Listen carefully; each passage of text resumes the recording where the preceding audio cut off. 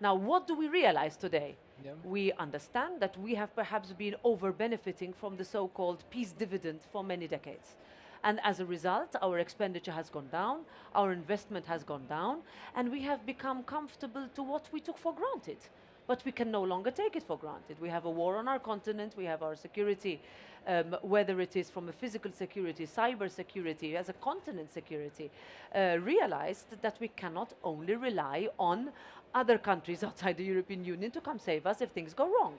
So the reaction we've seen is a belated but finally welcome one, and the investment that is being put and the readiness to help even domestic production for many countries, you mentioned the Nordic countries as a case in point, in order to make sure that we also remain competitive in the area of security.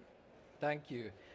Next issue, I would go to issue which is very dear to you, I would claim, and I would also claim historic perspective that, which is the issue of Ukraine, what happened, and that moment when the war, the third invasion started, 22. I think you were the personality who really were, united and were the European voice on a European very clear position.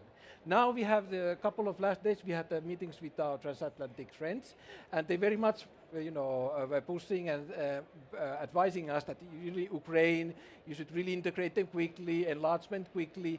And so how do you see that, the whole enlargement discussion and especially as it comes to Ukraine, how to integrate them to our EU family?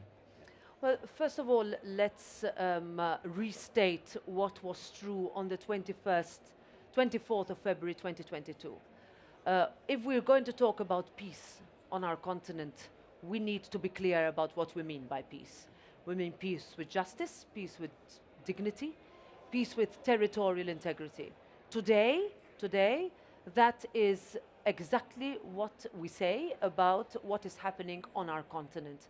So that's why we continue to insist that we will stand with Ukraine for as long as it takes, and that nothing can be decided about Ukraine without Ukraine, which is why what we saw happening during the funeral of the Holy Father, Pope Francis, is actually something we welcomed, because discussion with Ukraine as to how we find a solution to this conflict that was illegal, that was unprovoked and unjustified and started by Russia can be resolved in the longer term. And as we called immediately as a parliament, enlargement has always been considered a win-win.